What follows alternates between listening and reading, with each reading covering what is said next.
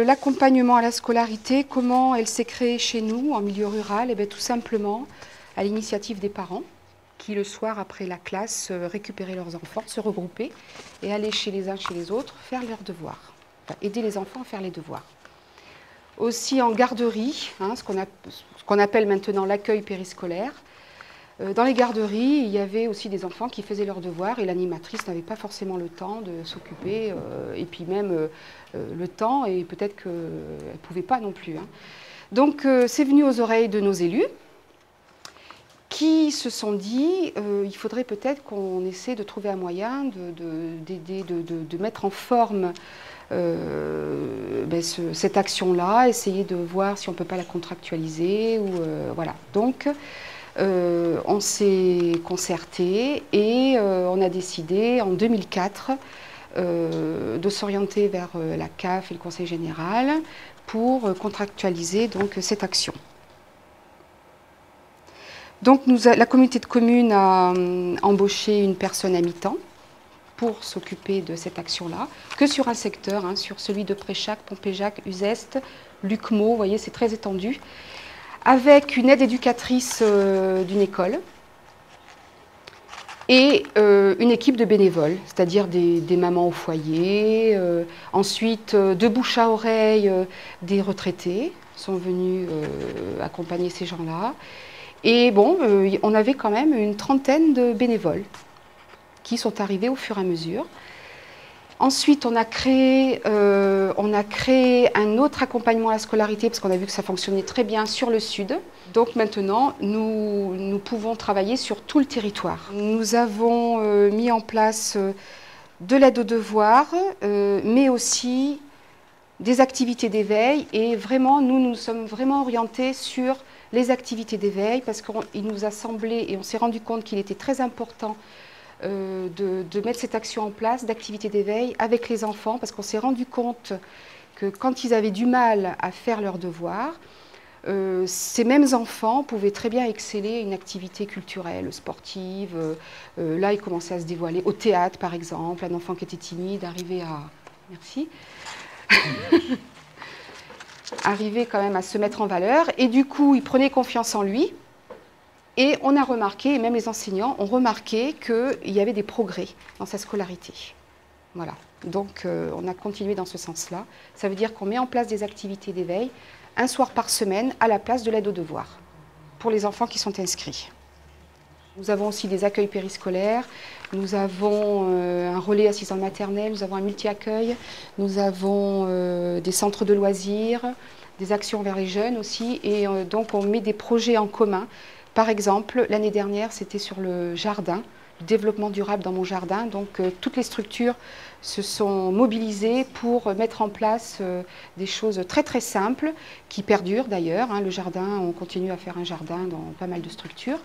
Et là, le pays nous aide dans nos financements. En 2004, a été créé le contrat local d'accompagnement à la scolarité. Donc contractualisé avec la CAF, mais bien avant, donc, comme je vous ai dit, les parents s'étaient mobilisés, donc les élus se sont rendus compte qu'il y avait quelque chose à faire sur le territoire, donc on s'est lancé. Chose très importante, les élus. Donc s'ils ne sont pas impliqués à 100%, vraiment ça ne marche pas. Et nous avons la chance d'avoir une référente de notre commission que vous connaissez, Annick Bersillan, qui nous a beaucoup aidés pour développer cette action et les autres aussi d'ailleurs. Donc la difficulté, moi je pense que ça a été surtout que l'action se passe dans une école élémentaire, c'est-à-dire au même endroit. Par rapport à la scolarité des enfants. Les enfants sont là toute la journée et le soir ils se retrouvent dans la salle de classe et là ils font les devoirs, donc c'est pas trop rigolo. Donc on a demandé aux communes de nous aider pour nous donner un local qu'on a aménagé et ensuite on a pu travailler dans de meilleures conditions, on va dire, pour vraiment faire la différence. Voilà.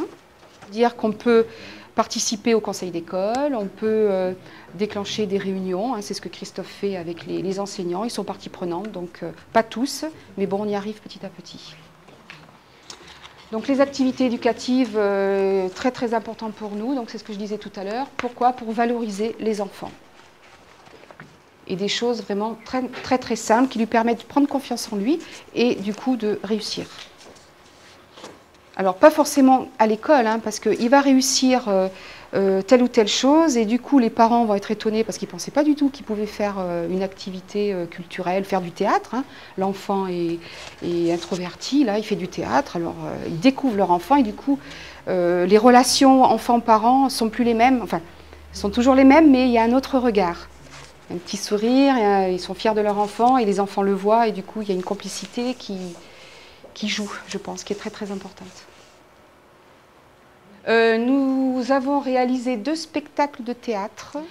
Ensuite, nous sommes allés visiter Bordeaux sous forme de jeu de piste, tout simplement, hein, où les enfants ont découvert Bordeaux. Ils ont pris le tram, parce que nous, bon, on n'a pas ça chez nous. Ils se sont débrouillés, savoir prendre un ticket, savoir circuler dans Bordeaux, à pied, prendre des photos, voilà. Donc c'est vraiment la découverte de la ville. Hein. Non, je voulais surtout parler de l'organisation de soirées jeux en famille hein, qu'on fait avec les enfants. Alors ce sont eux qui sont acteurs vraiment. Pendant ces activités d'éveil, ils réfléchissent sur comment organiser une soirée jeu. Alors le thème, ça peut être les jeux traditionnels, jeux de café. Et donc ils s'approprient les jeux, ils apprennent, ils savent comment s'en servir. Et ensuite ils montrent à leur famille. Voilà, on leur apprend les règles du jeu, ils cherchent et ils le montrent. Voilà.